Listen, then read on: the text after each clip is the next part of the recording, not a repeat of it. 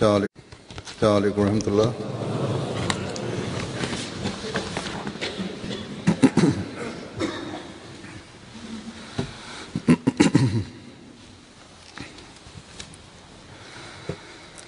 أشهد أن لا إله إلا الله وحده لا شريك له وأشهد أن محمدا عبده ورسوله أما بعد فأعوذ بالله من الشيطان الرجيم بسم الله الرحمن الرحيم الحمد لله رب العالمين الرحمن الرحيم مالك يوم الدين إياك نعبد وإياك نستعين اهدنا الصراط المستقيم صراط الذين أنعمت عليهم غير المغضوب عليهم ولا الضالين والذين يصلون ما أمر الله به أن يوصل ويخشون ربهم ويخافون سوء الحساب. और वो लोग जो उसे जोड़ते हैं जिसे जोड़ने का अल्लाह ताला ने हुक्म दिया है और अपने रब से डरते हैं और बुरे हिसाब से এবং আল্লাহ যে সম্পর্ককে সংযুক্ত রাখতে আদেশ দিয়েছেন তারা সংযুক্ত রাখে এবং যারা তাদের প্রভুকে ভয় করে এবং মন্দ হিসাবের বা মন্দ পরিণাম সম্পর্কে ভীত থাকে। সূরা রাদের 26 নম্বর আয়াতের অনুবাদ করেছেন হুজুর। এই আয়াতে আল্লাহ তাআলা সম্পর্ক দৃঢ় করার নির্দেশ দিয়েছেন। শুধু দৃঢ় করারই নয়, বরং প্রতিষ্ঠিত রাখার নির্দেশ দিয়েছেন, সুপ্রতিষ্ঠিত করার নির্দেশ দিয়েছেন। অর্থাৎ একজন মুমিন, প্রকৃত মুমিন, যাকে আল্লাহ তাআলা মুমিনের অন্তর্দৃষ্টি দিয়েছেন, সে ভাবতেও পারে না, সে এমন কাজ করার কথা ভাবতেও পারে না যা খোদার সন্তুষ্টির বিরোধী এবং পরিপন্থী হবে। তো একজন মুমিন, যে প্রকৃত মুমিন, একবার যদি খোদার সাথে সুসম্পর্ক সে স্থাপন করে এবং খোদার নির্দেশ অনুসারে আত্মীয়তার যে সকল বন্ধন দৃঢ় করার নির্দেশ দিয়েছেন, দৃঢ় করার পর সে তা স্থায়ী করে, তাকে প্রতিষ্ঠিত রাখে। আল্লাহ তাআলা বলছেন যে বুদ্ধিমান এবং মুমিনের প্রমাণ হলো ইউসিলুনা মা আমারা আল্লাহু বিহি আন ইউসাল, অর্থাৎ সেই সমস্ত সম্পর্ককে দৃঢ় করে যা আল্লাহ তাআলা দৃঢ় করার বা প্রতিষ্ঠিত রাখার নির্দেশ দিয়েছেন। হযরত মুসলিহ মাউদ রাদিয়াল্লাহু আনহু আয়াতের এই অংশের ব্যাখ্যায় বলেছেন, আমি সারাংশ তুলে ধরছি তার। তিনি লিখেছেন, খোদার আনুগত্য এবং খোদার ভালোবাসায় পরমোৎকর্ষতা লাভ করে তার নির্দেশ এবং তার দিক নির্দেশনা, তার শিক্ষা অনুসারে সৃষ্টির প্রতি তারা মনোযোগ পূর্ণ দৃষ্টি দেয়। আর সৃষ্টির সাথে ভ্রাতৃত্বের বন্ধন এবং আত্মীয়তার বন্ধন এবং অনুগ্রহের এবং দয়া দাক্ষিণ্যের সম্পর্ক তারা সৃষ্টির সাথে স্থাপন করে।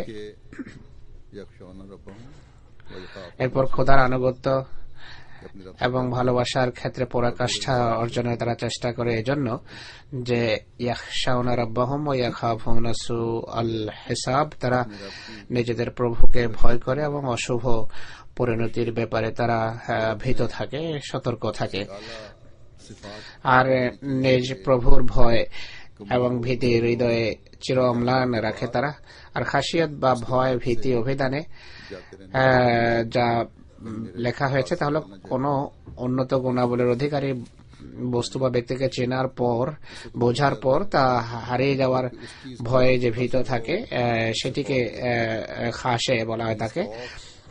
অর্থাৎ খাসিয়ত শব্দ তখন বলা হয় যখন কোন বস্তুর অন্তর্দৃষ্টি লাভ হয়, যে বস্তুকে মানুষ ভয় করে সেই বস্তুর সম্পর্কে অন্তর্দৃষ্টি না হয়। আর সেই ভয় কোনো ক্ষতির বা কোনো লোকসানের ভয় নয়, বরং এই কারণে সে ভীত থাকে যে এই বস্তু অত্যন্ত উন্নত মানের এবং অত্যন্ত মহান বস্তু, কোথায় আমার দুর্বলতার কারণে এর নৈকট্য না আমি হারিয়ে বসি। আর আমাদের সবচেয়ে আকাশ এবং পৃথিবীতে এক মোমেনের দৃষ্টিতে সবচেয়ে মহান বস্তু, মহান সত্তা হলেন মহান আল্লাহ। আল্লাহ তাআলার সত্তাই সবচেয়ে প্রিয়, সবচেয়ে মহান। মোমেনের দৃষ্টিতে আল্লাহ ছাড়া কোনো কিছু নেই এবং কোনো কিছু হতেও পারে না। আমি পূর্বে বলেছি মোমেন খোদার নৈকট্য লাভ করে, খোদার নৈকট্য অর্জনের পর আল্লাহ সৃষ্টির প্রতি সহানুভূতির দৃষ্টিতে, এটি মোমেনের পরিচয়। তো ভয় এবং অশুভ পরিণামের ভয়, খোদার অবাধ্যতার ভয় এবং সৃষ্টির অধিকার দিতে না পারার কারণে সে ভয়ে মোমেন ভয় পায় বা ভীত থাকে। আর এটি হওয়া উচিত, এটি মোমেনের লক্ষণ, এটি মোমেনের পরিচয়। সে আল্লাহ তাআলা তার প্রতি অসন্তুষ্ট হবেন এটি সে সহ্যই করতে পারে না। খোদা তাকে প্রত্যাখ্যান করবেন এটি তার জন্য অসহ্য। সচরাচর এটি বলা হয়। বরং এক ব্যক্তি খাঁটি মোমেন না হলেও সামান্য ইমানও যদি থাকে সে এটি পছন্দ করবে। কিন্তু এই ধরা পৃষ্ঠে আমরা দেখি, পৃথিবীতে দেখি যে অনেকে এমন আছে যারা কোরআন পড়ে, কোরআনের অনুবাদও পড়ে, খোদাকে খোদা ভীতিও প্রকাশ করে, কখনো পছন্দ করে না যে খোদা তাকে বিতাড়িত করবেন বা সে বিতাড়িত হবে। কিন্তু এমন মানুষ অনেক সময় দেখা যায় যে আল্লাহর সৃষ্টির প্রাপ্য অধিকার তাদেরকে দেয় না। আত্মীয়তার বন্ধন বা মানুষের সাথে সম্পর্ককে অটুট রাখার যে আল্লাহ নির্দেশ দিয়েছেন সেই সম্পর্ককে যুক্ত রাখার বা দৃঢ় রাখার চেষ্টা করে না। এই সবিরোধ পৃথিবীর মুসলমানদের সংখ্যাগরিষ্ঠদের ক্ষেত্রে দেখা যায়। তাদের দাবি সত্ত্বেও এর বিপরীত পরিস্থিতি আমরা দেখতে পাই। আহমদীদের সম্পর্কেও 100% হালফ করে বলা যাবে না যে মোমেনের যে সংজ্ঞা আল্লাহ তাআলা বর্ণনা করেছেন সেই সংজ্ঞা তাদের ক্ষেত্রে 100% পূর্ণ হয়। তাই আমাদেরকে আত্মজিজ্ঞাসা এবং আত্মবিশ্লেষণ করে যেতে হবে। এখন আমি শুধু মুসলমানদের গুণাবলী বা বৈশিষ্ট্যাবলীর শুধু একটি আলোচনা করব যা সম্পর্কে আল্লাহর স্পষ্ট উক্তি রয়েছে, যে আল্লাহ স্পষ্টভাবে বলেছেন যে মুসলমানের বৈশিষ্ট্য কি কি হওয়া উচিত, কি কি বৈশিষ্ট্য থাকলে মুসলমান হয়। মোমেনের বৈশিষ্ট্যাবলীর মাঝে এটি একটি খুবই গুরুত্বপূর্ণ একটি বৈশিষ্ট্য যার কথা উল্লেখ করা হয়েছে। এ সম্পর্কে আমি প্রথমে সার্বিক দৃষ্টিকোণ থেকে মুসলমান দেশগুলোর প্রেক্ষাপটে কিছু বলবো, যেখানে আলেমরা এবং বিভিন্ন সরকার, রাষ্ট্রপ্রধানরা, রাষ্ট্রের কর্ণধাররা ইসলাম বা এই যে দায়িত্ব তাদের উপর অর্পিত হয়েছে তাকে অবজ্ঞা করছে, পদদলিত করছে। আল্লাহ তাআলা বলছেন যে প্রকৃত মুমিনের বৈশিষ্ট্য হলো রুহামা ও বাইনাহুম, তারা পরস্পরের মাঝে অত্যন্ত দয়াদ্র চিত্ত এবং অত্যন্ত কোমলমতি এবং সহমর্মিতাপূর্ণ ব্যবহার করে থাকে তারা। এই নির্দেশ বা মুমিনের এই যে পরিচয়, এটিকে যেভাবে ধর্ম এবং ইসলামের নামে পদদলিত করা হচ্ছে, অবজ্ঞা করা হচ্ছে, এটি কোনো একটি দেশে সীমিত নয়। প্রায় পুরো মুসলমান বিশ্বে আমরা এটি দেখি, কোথাও কম পদদলিত হচ্ছে, কোথাও বেশি অবজ্ঞা করা হচ্ছে এই নির্দেশকে। এর কারণ হলো প্রত্যেক ব্যক্তির ব্যক্তিগত স্বার্থ আল্লাহর সন্তুষ্টির উপর প্রাধান্য পাচ্ছে, ছেয়ে গেছে। পাকিস্তানে দেখুন, প্রতিদিন বেশ কয়েক ডজন মানুষ নিহত হচ্ছে, এক মুসলমান অন্য মুসলমানকে হত্যা করছে। গত কয়েক বছরের হত্যা এবং খুনের সংখ্যা যদি দেখেন, যা পারস্পরিক ঝগড়া বিবাদ এবং যুদ্ধের ফলে হয়েছে, এগুলো যদি হিসাব করা হয় এই সংখ্যা কয়েক সহস্র হবে। আমার কাছে পুরো পরিসংখ্যান এখানে নেই, কিন্তু পত্রপত্রিকা পাঠে বোঝা যায় যে প্রতিদিন বেশ কয়েক ডজন মানুষ সেখানে নিহত হচ্ছে। এছাড়া প্রত্যেক বছর আত্মঘাতী বোমার হামলায় শত শত, বরং হয়তো হাজারের কোঠায় মানুষ মারা যাচ্ছে। আর এই সবকিছু হচ্ছে আল্লাহ এবং ধর্মের নামে। কেননা রহমাও বাইনাহুমের পূর্বে আল্লাহ তাআলা মুমিনদের একটি বিশেষত্ব যা উল্লেখ করেছেন তা হলো আশাদ্দাও আলাল কুফার, কাফেরের বিরুদ্ধে তারা অত্যন্ত কঠোর। তাই আলেমেরা মনে করে যে মন গড়া ভাবে বা খেয়াল খুশি মতো কাউকে কাফের আখ্যা দিয়ে তার বিরুদ্ধে যাচ্ছে তাই করা যেতে পারে, কারণ আমাদেরকে লাইসেন্স বা সনদ দেয়া হয়েছে এমন কর্মের। যদি চিন্তাধারা এতটা বিকৃত হয়ে যায়, মানুষের অবস্থা যদি এমন হয়, তাহলে যারা কুফরি ফতোয়া দেয় তারা আল্লাহ রসুলের শিক্ষা এবং সংজ্ঞা অনুসারে নিজেরাই কুফরির সংজ্ঞার অধীনে আসে, অর্থাৎ কাফের হয়ে যায়। যাই হোক, পাকিস্তানে বাহ্যত শান্তি বিরাজ করছে, অর্থাৎ সরকার এবং জনসাধারণের মাঝে যুদ্ধ হচ্ছে না, কিন্তু যে সমস্ত দেশে যুদ্ধ চলছে, যেখানে শত্রু সৈন্যরাও জুলম এবং বর্বরতার আশ্রয় নিচ্ছে, সেখানে স্বয়ং মুসলমানকে হত্যা করছে। আফগানিস্তানকে দেখুন, সেখানে মুসলমানরাই পরস্পরের বিরুদ্ধে মোর্চা সামলিয়ে নিয়েছে এবং আত্মঘাতী হামলা করছে বা গণ আক্রমণ করছে পরস্পরের উপর। আফগানিস্তানে গত 10 বছরে এই কারণে প্রায় 50,000-এর অধিক মানুষ মারা গেছে। বিদেশি সৈন্যের সংখ্যা কমই মারা গেছে, বরং আফগানি সৈন্য মারা গেছে কম। নাগরিকদের বেশি মারা গেছে দেশীয় নাগরিকরা, নিরীহ মানুষ যারা ঘরে বসে আছে বা বাজারে চলাফেরা করে, তারা স্বদেশীদের বর্বরতার শিকার হচ্ছে। সিরিয়ায় মুসলমানের সাথে বিবদমান রয়েছে।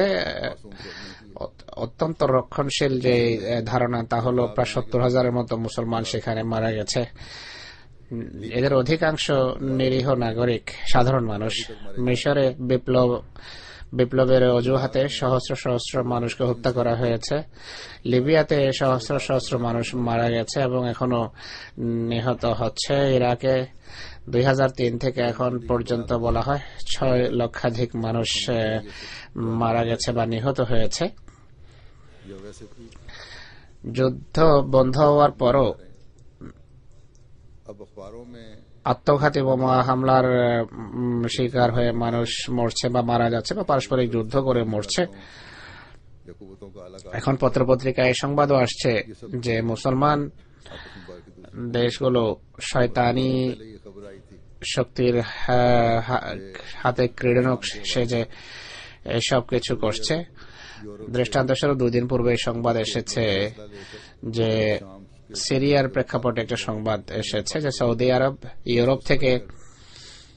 ইউরোপের একটি দেশ থেকে অস্ত্র ক্রয় করে সিরিয়ায় যে সরকার বিরোধী দল আছে তাদের সেই অস্ত্র সরবরাহ করছে। আর এই সকল লোকদের ভিতর উগ্রপন্থীরা, কট্টরপন্থীরাও রয়েছে, যাদের হাতে ক্ষমতা যদি আসে জনসাধারণ আরো ভয়াবহ অত্যাচারের জাতাকলে পিষ্ট হবে। এটাই আমরা সেখানে দেখছি। শুধু জনসাধারণ সে দেশের নাগরিকই নয়, বরং পুরো অঞ্চলের শান্তি বিঘ্নিত হবে।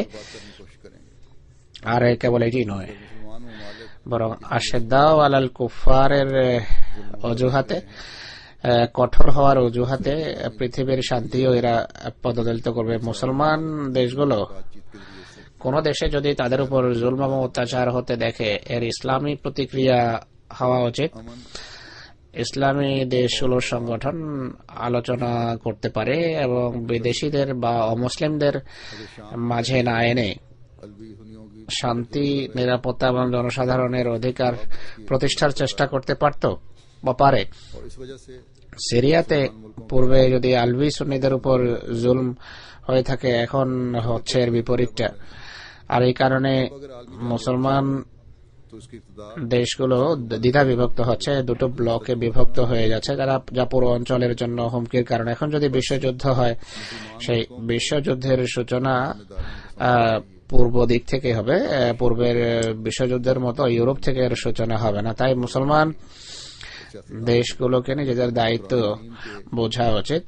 হায় এরা এবং পৃথিবীর বিভিন্ন সরকার আর আলেমরা, রাজনীতিবিদেরা যদি কোরআনের এই শিক্ষায় শিরোধার্য করত, কত ভালো হতো। যে এই শিক্ষা হলো ইন্নামাল মুমিনুনা ইখওয়াতুন ফাসলিহু বাইনা আখাওয়াইকুম ওয়াত্তাকুল্লাহা লাআল্লাকুম তুরহামুন। মুমিন ভাই ভাই, তাই দুই ভাইয়ের মাঝে তোমরা মীমাংসার ব্যবস্থা করো, আল্লাহকে ভয় করো, যেন তোমাদের প্রতি করুণা প্রদর্শন করা যেতে পারে। তাকওয়া যদি এরা অনুসরণ করত, তাকওয়ার পথ পারস্পরিক দয়া এবং ভালোবাসার কারণে, সহমর্মিতার কারণে করতো, তাহলে খোদার করুণাও তারা লাভ করত, করুণা ভাজন হতো। আল্লাহ তাআলা যেখানে মুসলমানদের রহমা ও বাইনাহুম এর নির্দেশ দিয়েছেন, সে আয়াতের শেষ প্রান্তে এটিও বলেছেন যে এই যে মহান প্রতিদান আল্লাহ তাআলা দেবেন, সেটি তাদেরকে দেয়া হবে যারা নেক কর্ম বা সৎকর্ম করে। এই যে হত্যা, এই যে খুনাখুনি চিত্র যা আমি তুলে ধরেছি, এগুলো সেই সকল দেশের চিত্র যেখানে বিদ্রোহ হচ্ছে বা নামধারী নাম সর্বস্ব জেহাদ হচ্ছে। নাম সর্বস্ব জেহাদ বলছে এই জন্য যে অনেক বড় বড় দেশের সামরিক বাহিনী নিজেদের শ্রেষ্ঠত্ব প্রমাণের জন্য সেখানে ঘাঁটি স্থাপন করেছে এবং যুদ্ধের পরিবেশ সৃষ্টি করে এসে বলে যে আমরা এই এলাকার শান্তির জন্য এসেছে। অথচ মুসলমান যদি খোদার নির্দেশ অনুসারে রহমা ও বাইনাহুম নিজেদের মাঝে দয়াদ্রচিত্ত হয়ে সংশোধনের চেষ্টা করত, কোন কারণে যুদ্ধের পরিস্থিতি দেখা দিলেও আসলেহু বাইনা আখাওয়াইকুম, অর্থাৎ দুই ভাইয়ের মাঝে মীমাংসা করো, এই নির্দেশ অনুসারে যদি তারা জীবন যাপন করত বিদেশ, তাহলে বিদেশিরা সেখানে আসার প্রয়োজনও হতো না, আর আসার তারা ধৃষ্টতাও দেখাতো না। যাই হোক, আমি বলছিলাম যে এই যুদ্ধে এবং নৈরাজ্যে লিপ্ত দেশগুলোর অবস্থা স্পষ্ট, কিন্তু যে সমস্ত সব আজ্যত শান্তি রয়েছে সেখানে মুসলমানের শিরচ্ছেদ করছে। বাংলাদেশকেই দেখুন না কেন, সরকার সেখানে কারো বিরুদ্ধে আইনগত কোনো রায় প্রদান করলে, আইনের দৃষ্টিকোণ থেকে কোনো নেতাকে শাস্তি দিলে বা যদি শাস্তি দেওয়া হয়, তার প্রতি সহানুভূতিশীল ব্যক্তিরা বা তার সাথে সম্পর্কযুক্তরা দাঁড়িয়ে যায় এবং হত্যা খুনাখুনি আরম্ভ হয়, নিরীহ নাগরিকদের হত্যা করা আরম্ভ হয়। তো এটি কোথাকার ইসলাম?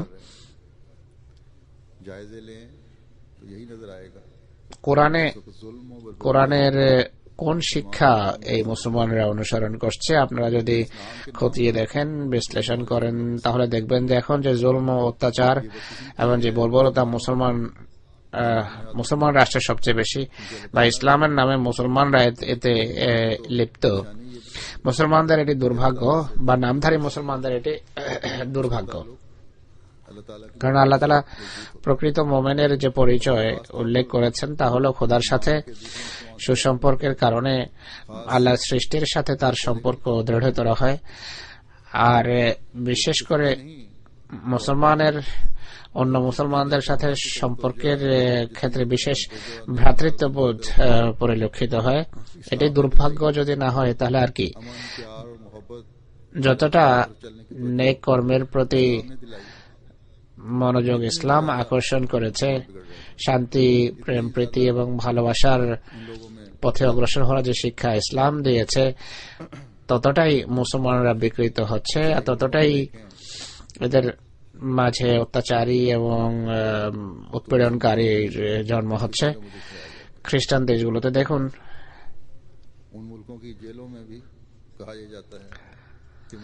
মুসলমানদেরকে ফিতনা এবং নৈরাজ্যের জন্য দায়ী করা হয়। সেই সকল দেশের কারাগারেও বলা হয় যে মুসলমান কারাবন্দির সংখ্যা সবচেয়ে বেশি। মানে দেশের জনবসতির আনুপাতিক দৃষ্টিকোণ থেকে দেখলে এমনই দেখবেন। তো মুসলমানদের এই বিকৃত, এই নষ্ট আর এই ভ্রষ্ট অবস্থার সংশোধনের জন্যই তো মসিহ মওউদ আসার কথা ছিল এবং তিনি এসেছেন। কিন্তু এরা বলে যে না, আমাদের কোন সংস্কারকের প্রয়োজন নেই, কোন মসজিদও দরকার নেই, আমাদের জন্য আমাদের যে শিক্ষা রয়েছে সেটি যথেষ্ট। শিক্ষায় যদি যথেষ্ট হতো তাহলে আলেমরা যে নিজেদের অহমিকা, আমিত্ব এবং ব্যক্তি স্বার্থ চরিতার্থ করার জন্য বিভিন্ন দল বানিয়ে রেখেছে, এর উদ্দেশ্য কি? এদেরকে কেন সঠিক ইসলামী শিক্ষায় প্রতিষ্ঠিত করে না? এত দলাদলি কেন? কেন ফাটল সৃষ্টির এত অপচেষ্টা? খোদার এই নির্দেশের অন্তর্দৃষ্টি নিজেরা কেন অর্জন করে না এবং যারা তাদের অন্ধ অনুকরণ করে তাদেরকেও শেখায় না যে সে নির্দেশ হলো ইয়াখশাউনা রাব্বাহুম ওয়া ইয়াখাফুনা সুআল হিসাব। এরা না নিজেদের প্রভুকে ভয় করে না পরকালের কোনো চিন্তা আছে।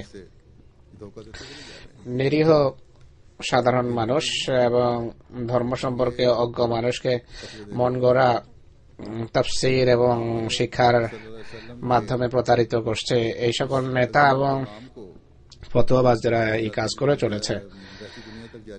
মহানবী সাল্লাল্লাহু আলাইহি ওয়াসাল্লামের এই মহান শিক্ষা এবং বাণীকে যা কিয়ামত পর্যন্ত পৃথিবীতে প্রতিষ্ঠিত থাকবে, আর প্রতিষ্ঠিত থাকবে এই জন্য যে রাসূলুল্লাহ এই শিক্ষাকে বংশ পরম্পরায়, প্রজন্ম পরম্পরায় এই শিক্ষার প্রসারের নির্দেশ দিয়েছেন। উম্মতকে বলেছেন যে এই শিক্ষাকে ভুলবে না। কিন্তু এই নামধারী আলেমেরা সেটি ভুলে বসেছে। আসলে ভুলে বসেছে বলা ঠিক নয়, বলা উচিত যে নিজেদের স্বার্থ চরিতার্থ করার কারণে রাসূলুল্লাহর কথাকে অবজ্ঞা করে পিঠের পিছনে ফেলে দিয়ে রাসূলুল্লাহর বাণীকে গুরুত্বহীন মনে করে নিঃসন্দেহে এরা রাসূল অবমাননা করছে। তিনি সাল্লাল্লাহু আলাইহি ওয়াসাল্লাম অত্যন্ত স্পষ্টভাবে বিদায় হজের দিন বলেছেন যে আজকের দিন তোমাদের রক্ত, তোমাদের সম্পদ, তোমাদের সম্মান তোমাদের জন্য হারাম, অর্থাৎ এগুলো সম্মানযোগ্য। ঠিক সেইভাবে যেভাবে তোমাদের এই দিন, তোমাদের এই শহর, তোমাদের এই মাস সম্মানিত এবং সম্মানযোগ্য। হে মানব সকল, অচিরেই তোমাদের প্রভুর তোমরা সাক্ষাৎ করবে, তিনি জিজ্ঞেস করবেন তোমরা পৃথিবীতে কি করেছ। দেখো, আমার তিরোধানের পর পরস্পরের শিরচ্ছেদ করে কাফের হয়ে যেও না। আর শুনে রাখো, তোমাদের এখানে যারা উপস্থিত আছে তারা যেন অনুপস্থিতদের এই বাণী পৌঁছায়। হতে পারে যে অনুপস্থিত তাকে এই বাণী পৌঁছালে শ্রোতা থেকে বেশি সে এই কথার গুরুত্ব অনুধাবন করবে। এরপর তিনি সাল্লাল্লাহু আলাইহি ওয়াসাল্লাম প্রশ্ন করেন যে আমি কি আল্লাহর বাণী যথাযথভাবে পৌঁছিয়েছি? তিনি সাল্লাল্লাহু আলাইহি ওয়াসাল্লাম এই প্রশ্ন 3 বার করেছেন। হযরত আবু বকরের পক্ষ থেকে বর্ণিত, যিনি বলেন যে হ্যাঁ, হে আল্লাহর রাসূল, আপনি খোদার বাণী এবং শিক্ষা যথার্থ রূপে পৌঁছিয়েছেন। তিনি ঈসা আলাইহিস সালাম তখন বলেন যে হে আল্লাহ তুমি সাক্ষী থেকো। তো এই হলো মহানবী সাল্লাল্লাহু আলাইহি ওয়াসাল্লামের বাণী, যারা শুনে, কিন্তু এই হলো এদের অপকর্ম যা তারা করছে। এরপর তো এই স্পষ্ট নির্দেশের পর আর কি বাকি থাকে?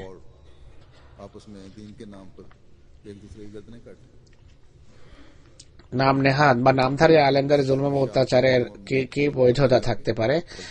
ধর্মের নামে শিরোচ্ছেদের, পরস্পরের শিরোচ্ছেদের কি বৈধতা এদের কাছে আছে?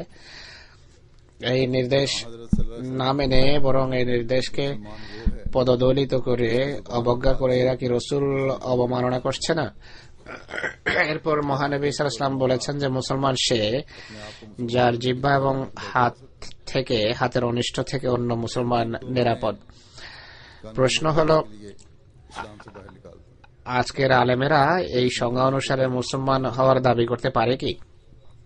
আহমদীদের আইনের স্বার্থে, আইনের নামে ইসলামের গণ্ডি থেকে এরা বহিষ্কার করেছে, সব ফিরকা সম্মিলিত হয়ে এই অপকর্মটি করেছে। যাই হোক, আমাদের কিছু এতে যায় আসে না, আমাদের এতে কিছু যায় আসে না। আমাদের আল্লাহ তাআলা মুসলমান নাম দিয়েছেন, আমরা কালেমা পড়ি, আর আমরা আন্তরিকভাবে রাসূল করিম সাল্লাল্লাহু আলাইহি ওয়াসাল্লামের খাদেম, সেবক এবং তার চাকর এবং তার দাস। কিন্তু আহমদীদের বাহিরে যে সমস্ত ফেরকা আছে তাদের উপর যে অত্যাচার এবং জুলম হচ্ছে আজকে, তা দেখুন পাকিস্তানের কোয়েটায় দুটো ভিন্ন ভিন্ন সময়ে কয়েক ডজন নিষ্পাপ নিরীহ পুরুষ, মহিলা এবং বাচ্চাদের কোন অপরাধে হত্যা করা হয়েছে। এদের একটি অপরাধ ছিল যে তারা এমন ফেরকার সাথে সম্পর্ক রাখে যারা এদের চক্ষুশূল, যারা সংখ্যালঘিষ্ঠ এদের তুলনায়। অতএব আহমদীদের বিরুদ্ধে এরা যেই আইন প্রণয়ন করেছিল অত্যাচারের সীমা ছাড়িয়ে, যারা সবাই যে ক্ষেত্রে সবাই একমত ছিল, এখন সে এই আইন শিয়াদের বিরুদ্ধে কার্যকর হচ্ছে। আর এদের প্রত্যেক ফেরকা পরস্পরের উপর এই জুলুম এবং অত্যাচার করবে, আবার করবে এই জন্য যে ইতোপূর্বে এরা আহমদীদের বিরুদ্ধে এমনটি করেছিল। কিন্তু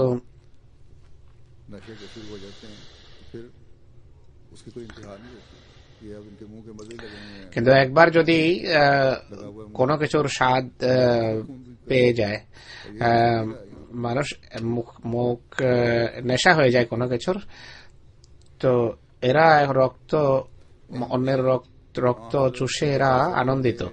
তাই এখন আর এরা এর থেকে বিরত হতে পারবে না।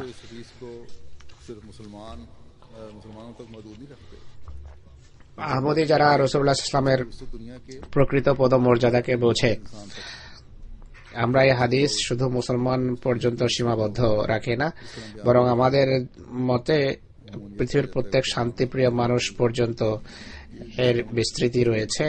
প্রত্যেক শান্তিপ্রিয় মানুষের গণ্ডিতে আসে। হযরত মুসলিম সচরাচর বলা হয় যে মুসলমানের হাত থেকে নিরাপদ। হুজুর বলছেন যে এটি হাদিসের প্রভাবের গণ্ডি শুধু মুসলমান পর্যন্তই নয়, বরং খলিফা সানি বলেন যে মুসলমান সে যার জিহ্বা এবং হাত থেকে প্রত্যেক শান্তিপ্রিয় মানুষ নিরাপদ থাকে। তো এই হলো রাসূল করিম সাল্লাল্লাহু আলাইহি ওয়াসাল্লামের উক্তির প্রকৃত বুৎপত্তি, যা তাকওয়ার ফলে লাভ হয়। এই সকল আলেমদের তো তাকওয়া নেই, তারা নিজেদের স্বার্থ এবং নিজেদের আমিত্বের পূজারী, যার ফলে তারা এই অন্তর্দৃষ্টি থেকে বঞ্চিত, এই বুৎপত্তি থেকে বঞ্চিত। তো যতদিন ব্যক্তি স্বার্থ এরা পরিহার না করবে, যতদিন ত্যাগের মন মানসিকতা সৃষ্টি না হবে, এটি সম্ভব না। আর ত্যাগের মন মানসিকতা সৃষ্টি হয় রোহামা ও বাইনাহুমের প্রকৃত মর্মকে বুঝলে এবং মেনে চললে। তো এরা কোন ব্যক্তি যতই বড় জুব্বাধারী হোক না কেন, খোদার দৃষ্টিতে ততদিন এমন মানুষ মোমেন হতে পারে না। যে প্রকৃত অর্থে মোমেন নয়, সে অন্য মানুষকে কি পথ দেখাবে? কিছুদিন পূর্বে পাকিস্তানে এক মৌলভী সাহেব বিবৃতি দিয়েছে যে আহমদরা হলো নাসুর বা দুরারোগ্য ক্ষত। আহমদী সে দুরারোগ্য ক্ষত নয়। আহমদী আল্লাহর প্রকৃত শিক্ষা সম্পর্কে পৃথিবীকে অবহিত করে শেফাউল লিন্নাস বা আরোগ্য হিসেবে কাজ করছে। আহমদী তারা যাদের কথা শুনে অমুসলিমরাও বলে এবং ইসলামের বিরুদ্ধে যারা লেখে এবং বক্তৃতা করে তারাও বলে যে আহমদীগণ তোমাদের ইসলাম এবং অন্যান্য আলেমদের ইসলামের মাঝে একটা পার্থক্য দেখা যায় কেন?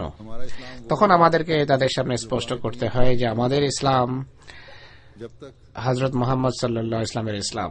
আমাদের ইসলাম কোরআন কারীমের শিক্ষা সম্মত ইসলাম।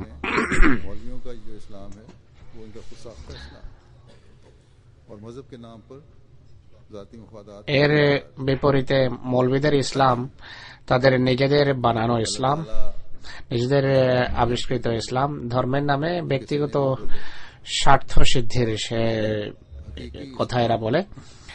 আল্লাহ তাআলা উম্মতে মুসলিমার চোখ খুলুন, তাদের বক্ষ উন্মোচিত করুন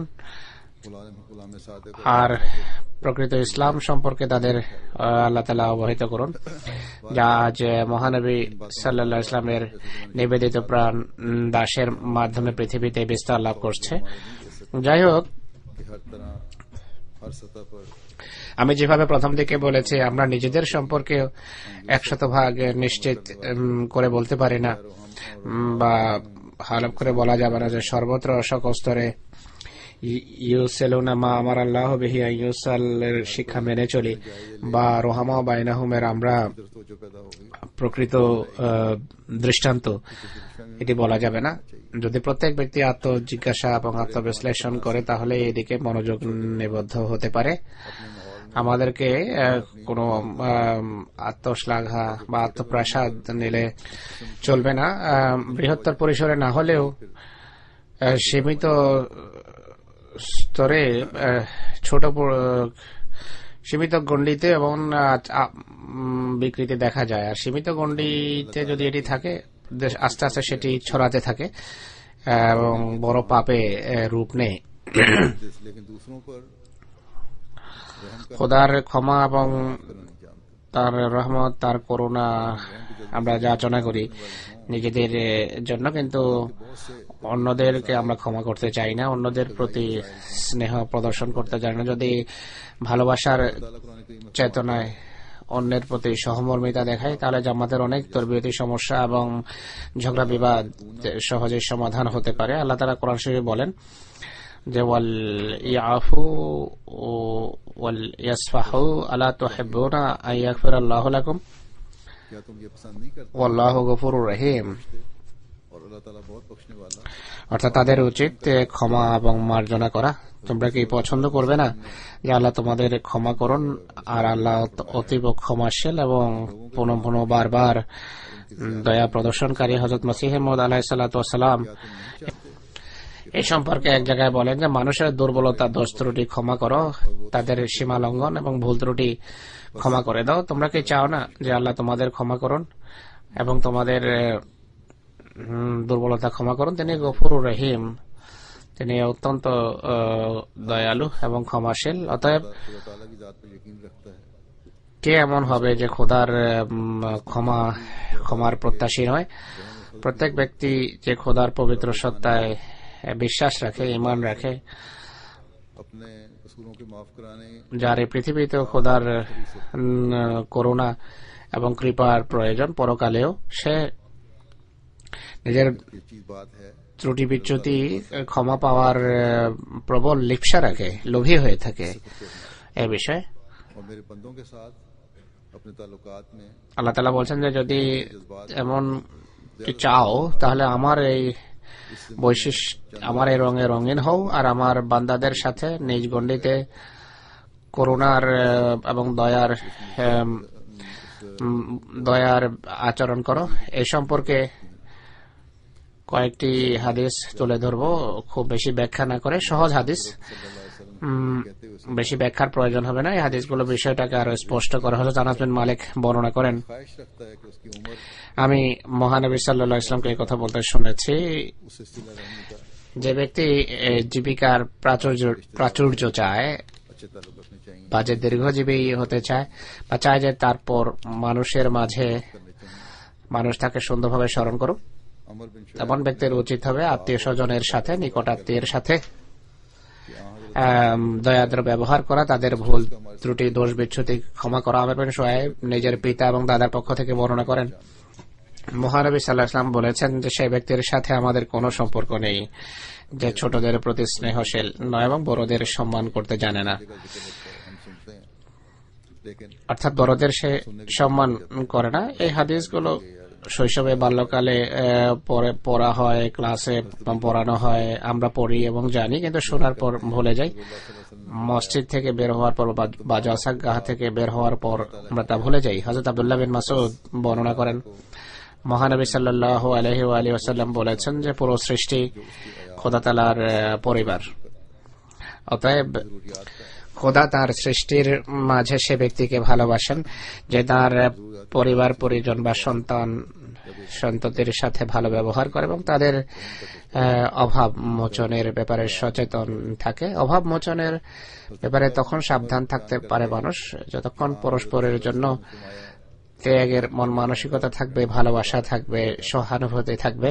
হযরত আব্দুল্লাহ বিন আমর বর্ণনা করেন, রাসূলুল্লাহ সাল্লাল্লাহু আলাইহি ওয়াসাল্লাম বলেছেন যে যারা করুণা প্রদর্শন করে বা দয়াদ্র হয়, আল্লাহ তাদের প্রতি দয়াদ্র। পৃথিবীতে বসবাসকারী মানুষের প্রতি দয়াদ্র হও, আল্লাহ তোমাদের প্রতি দয়াদ্র হবেন। হযরত জাবের বর্ণনা করেন যে মহানবী সাল্লাল্লাহু আলাইহি ওয়াসাল্লাম বলেছেন যে যার মাঝে তিনটি বৈশিষ্ট্য থাকবে আল্লাহ তাআলা তাকে নিজ নিরাপত্তা এবং করুণা সাগরে সিক্ত রাখবেন, তাকে জান্নাতে প্রবিষ্ট করবেন। প্রথম কথা হলো সে দুর্বলদের প্রতি অত্যন্ত স্নেহশীল এবং সদয়। দ্বিতীয়ত পিতামাতার কে সে ভালোবাসে।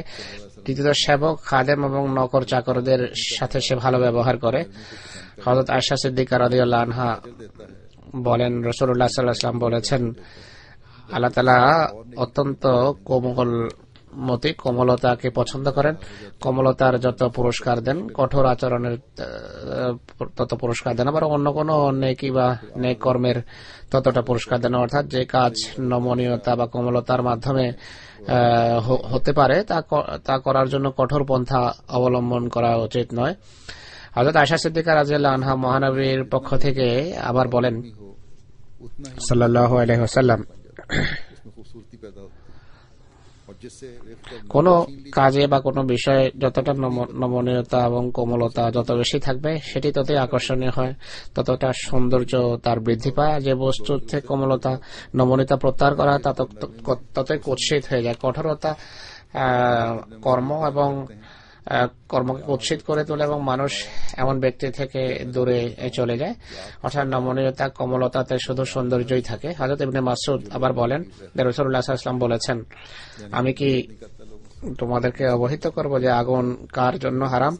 আগুন প্রত্যেক সে ব্যক্তির জন্য নিষিদ্ধ এবং হারাম যে মানুষের কাছে অবস্থান করে, তাদেরকে ঘৃণা করে না, তাদের প্রতি কোমল মতি হয়ে থাকে, স্বাচ্ছন্দ্য সৃষ্টি করে, সহজলভ্যতার বিধান করে। এখানে আমি কথা প্রসঙ্গে ওহদাদার বা পদাধিকারীদের দৃষ্টি আকর্ষণ করতে চাই। এই যে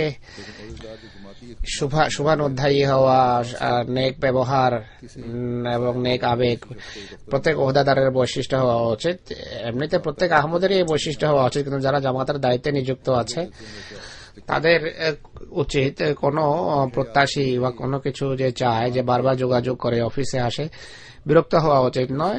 খোলা মনে তাকে গ্রহণ করা উচিত, স্বাগত জানানো উচিত। সবসময় স্মরণ রাখতে হবে যে জামাতের কোনো ওহদাদার বা কর্মচারীর কোনোভাবে কখনো সদ্ব্যবহার বা মানুষের সাথে সুন্দর ব্যবহার থেকে বিরত থাকা উচিত নয়। অর্থাৎ উন্নত আখলাক পরিপন্থী কাজ যেন বিন্দুমাত্র বা আদৌ না হয়, বরং যতটা সুযোগ কাউকে দেয়া যায়, যতটা কোমল ভাবে ব্যবহার করা যায় তা করা উচিত প্রত্যেক ওহদাদারের বা প্রত্যেক কর্মচারীর। এরপর হযরত আবু হুরায়রা বলেন যে মহানবী সাল্লাল্লাহু আলাইহি ওয়াসাল্লাম বলেছেন যে সাদকা করলে ধন সম্পদ কমে না। যে অন্যের দোষ ত্রুটি ক্ষমা করে আল্লাহ তাকে আরো সম্মান দেন। কারো ভুল ভ্রান্তি ক্ষমা করলে কোনো ব্যক্তির অসম্মান হয় না, সম্মানহানি হয় না। আল্লাহ করুন এই মানে যেন আমাদের জামাত অধিষ্ঠিত হতে পারে। হযরত আনাস বলেন যে মহানবী ইসলাম বলেছেন যে পরস্পরের প্রতি বিদ্বেষ রাখবে না, হিংসা প্রদর্শন করবে না, অবজ্ঞা প্রদর্শন করবে না, সম্পর্ক ছিন্ন করবে না, পারস্পরিক সম্পর্ক ছিন্ন করবে না, বরং খোদার বান্দা এবং ভাই ভাই হিসাবে জীবন যাপন করো। নিজের ভাইয়ের সাথে 3 দিনের বেশি সম্পর্ক ছিন্ন করে রাখা বা অসন্তুষ্ট থাকা কোন মুসলমানের জন্য বৈধ নয়। হযরত আবু হুরায়রা বলেন মহানবী সাল্লাল্লাহু আলাইহি ওয়াসাল্লাম বলেছেন পরস্পরের প্রতি হিংসা রাখবে না, পরস্পরের ক্ষতি করার জন্য জিনিসপত্রের দাম বাড়াবে না, পরস্পরের প্রতি বিদ্বেষ রাখবে না, সম্পর্ক ছিন্ন করবে না, অবজ্ঞা করবে না, একজনের সওদার উপর সওদা করবে না, বরং আল্লাহর বান্দা এবং ভাই ভাই হয়ে জীবন যাপন করো। মুসলমান নিজ ভাইয়ের উপর জুলম এবং অত্যাচার করে না, তাকে তুচ্ছ তাচ্ছিল্য করে না, তাকে তার অসম্মান করে না। তিনি সাল্লাল্লাহু আলাইহি ওয়াসাল্লাম নিজ বক্ষের দিকে ইশারায় বা ইঙ্গিত করে বলেন যে তাকওয়া এখানেই রয়েছে প্রকৃত পক্ষে। এই বাক্যের তিনি 3 বার পুনরাবৃত্তি করেন। এরপর বলেন যে মানুষের দুর্ভাগ্য হওয়ার প্রমাণস্বরূপ এটি যথেষ্ট যে সে নিজের মুসলমান ভাইকে তার ছেলের দৃষ্টি দেখে। প্রত্যেক মুসলমানের রক্ত, সম্পদ এবং সম্মান অন্য মুসলমানের জন্য হারাম এবং সেটিকে সম্মান করা তার জন্য ওয়াজিব, আবশ্যক। খোদা করুন মহানবী সাল্লাল্লাহু আলাইহি ওয়াসাল্লাম যার মাঝে তাকওয়া সবচেয়ে বেশি ছিল, তার আদর্শ অনুকরণে আমাদের প্রত্যেকেই এটি অর্জনের চেষ্টা করবে, এটি আমার প্রত্যাশা। হযরত আবু হুরায়রা রাদিয়াল্লাহু আনহু বর্ণনা করেন যে মহানবী সাল্লাল্লাহু আলাইহি ওয়াসাল্লাম বলেছেন আল্লাহ তাআলা কিয়ামত দিবসে বলবেন যে যারা আমার প্রতাপ, আমার সম্মান এবং মাহাত্ম্যের জন্য পরস্পর ভালোবাসা রাখতো তারা কোথায়? আজকে আমার ছায়া ছাড়া, যেখানে কোনো ছায়া নেই, আমি আমার রহমতের ছায়ায় তাদের আশ্রয় দিতে চাই। আমরা পারস্পরিক সম্পর্ক এবং ভালোবাসা, পরস্পরের প্রতি সহানুভূতি এবং করুণার যেন আমরা দৃষ্টান্ত হয়ে যাই, আমরা যেন সেই জামাত হয়ে যাই যা হযরত রাসূল করিম সাল্লাল্লাহু আলাইহি ওয়াসাল্লাম এবং মসিহ মওউদের উক্তির আলোকে তিনি আমাদেরকে যেভাবে দেখতে চেয়েছেন, বানাতে চেয়েছেন, আমরা তেমনই হয়ে যাব। সারা পৃথিবীর শান্তির নিশ্চয়তা জামাতে আহমদিয়া হবে, এটি আমার প্রত্যাশা। মুসলমান রাসূলুল্লাহ সাল্লাল্লাহু আলাইহি ওয়াসাল্লামের নিবেদিত প্রাণ দাসকে মেনে পারস্পরিক প্রেম, প্রীতি এবং ভালোবাসার গুরুত্বকে অনুধাবন করবে, এটি আমার দোয়া। মুসলমান নেতারা যারা আজকে স্বদেশীদের উপর জুলম ও অত্যাচার করছে, তারা সেই জুলম অত্যাচার পরিহার করে ইনসাফ এবং দয়ার চেতনায় জনসাধারণের সাথে ব্যবহার করবে, এটি আমার প্রত্যাশা। জনসাধারণও তাদের নেতাদের হাতের ক্রীড়নক না হয়ে বিবেক বুদ্ধি খাটাবে আর আল্লাহর সঠিক নির্দেশ কি তা অবগত হয়ে নির্দেশ মেনে চলার চেষ্টা করবে, এটি আমার দোয়া। মুসলমান দেশগুলোর উপর যে ভয়াবহ এবং কট্টরপন্থী দলগুলো ছেয়ে আছে এবং দেশকে যারা নিজেদের স্বার্থ সিদ্ধিস্থল বানিয়ে রেখেছে, আল্লাহ তাআলা অচিরেই মুসলমান দেশকে এবং পৃথিবীকে এদের হাত থেকে অচিরেই মুক্ত করুন, যেন ইসলামের আকর্ষণীয় অনিন্দ সুন্দর শিক্ষাকে উত্তম ভাবে এবং দ্রুত যেন পৃথিবীতে প্রচার করতে পারি। আল্লাহ তাআলা আমাদেরকে সেই সুযোগ এবং তৌফিক দিন। আজকে জুমার পর একটি গায়েবানা জানাজা পড়াবো। আর এই জানাজা হবে নাসেরা সালিমা রেজা সাহেবার। তিনি আফ্রো আমেরিকান আহমদি ছিলেন, জায়নের। 2013 সনের 18 ফেব্রুয়ারি তিনি ইন্তেকাল করেছেন। ইন্না লিল্লাহি ওয়া ইন্না ইলাইহি রাজিউন। 1927 সনে সেন্ট লুইসে তার জন্ম হয়। আমেরিকায় তার পিতা ব্যাপটিস্ট পাদ্রী ছিলেন। তার খ্রিস্ট ধর্মে কোনো আকর্ষণ ছিল না। খ্রিস্ট ধর্মের প্রতি অবশ্য ইয়োগা এবং বৌদ্ধ ধর্মে আকর্ষণ রাখতেন, ধর্ম হিসাবে এটিকে গ্রহণ করেননি। 1949 সনে ডক্টর খলিল আহমদ নাসির মরহুম এর মাধ্যমে তিনি আহমদিয়ত গ্রহণ করেন। আহমদিয়ত গ্রহণের সৌভাগ্য হয়। 1951 সনে জনাব নাসর আলী রেজার সাথে তার বিয়ে হয়, যিনি কেনোসা ওকেগান জামাতের প্রেসিডেন্ট ছিলেন বেশ কয়েক বছর। 1955 সনে তার পরিবার মালওয়াকে স্থানান্তরিত হয়, যেখানে সেক্রেটারি তালিম হিসাবে তিনি কাজ করার সুযোগ পেয়েছেন। এই সময়ে পরিবার ছাড়াও আরো 3টি পরিবারের তালিম এবং তরবিয়তের ব্যবস্থা করেছেন। 1975 আঞ্চলিক লাজনার প্রেসিডেন্ট নিযুক্ত হন। 81 থেকে 85 পর্যন্ত আবার লাজনার প্রেসিডেন্ট নিযুক্ত হন। লাজনা এমআইএলআর 5টি মজলিসের তিনি তত্ত্বাবধান করেন। স্থানীয় প্রেসিডেন্ট হিসাবেও কাজ করেন। 85 থেকে 95 পর্যন্ত স্থানীয় লাজনা এমআইএলআর বিভিন্ন পদে দায়িত্ব পালন করেছেন, খেদমত করেছেন। 95তে তিনি পুনরায় লাজনার প্রেসিডেন্ট নির্বাচিত হন। তবলিগের গভীর আগ্রহ রাখতেন। প্যাম্পলেট, লিফলেট ছেপে তা প্রচার করতেন।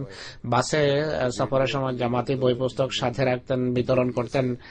লাইব্রেরি এবং স্কুলে ইসলামী বই পুস্তক এবং কোরআনের কপি রাখিয়েছেন। রেডিও টেলিভিশনে অনেক ইন্টারভিউ দিয়েছেন। তার মাধ্যমে 50-এর অধিক মানুষ আহমদিয়ত গ্রহণ করার সুযোগ পেয়েছে।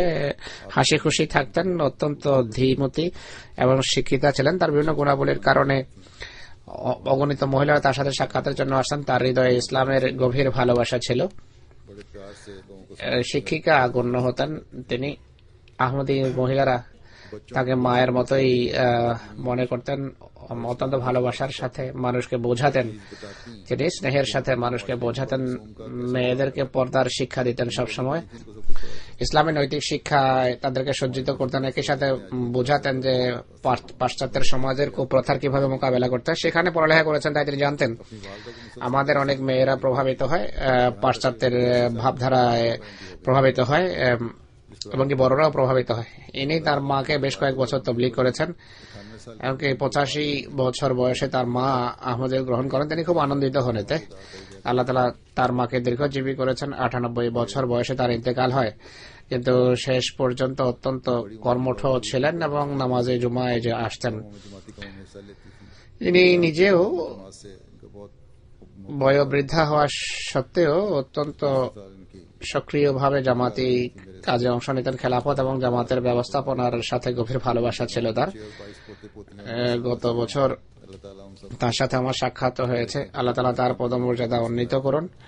তার 9 ছেলে মেয়ে, 22 জন পৌত্র পৌত্রী, দহিত্রী রয়েছে। আল্লাহ তাআলা তাদেরকে পুণ্যের উপর প্রতিষ্ঠিত রাখুন।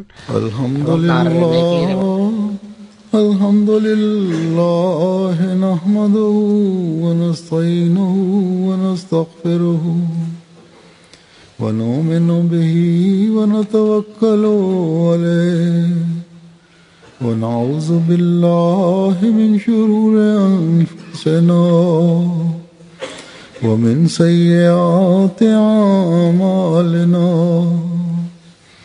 من يهده الله فلا مضل له ومن يضلل فلا هادي له ونشهد أن لا إله إلا الله ونشهد أن محمدا عبده ورسوله.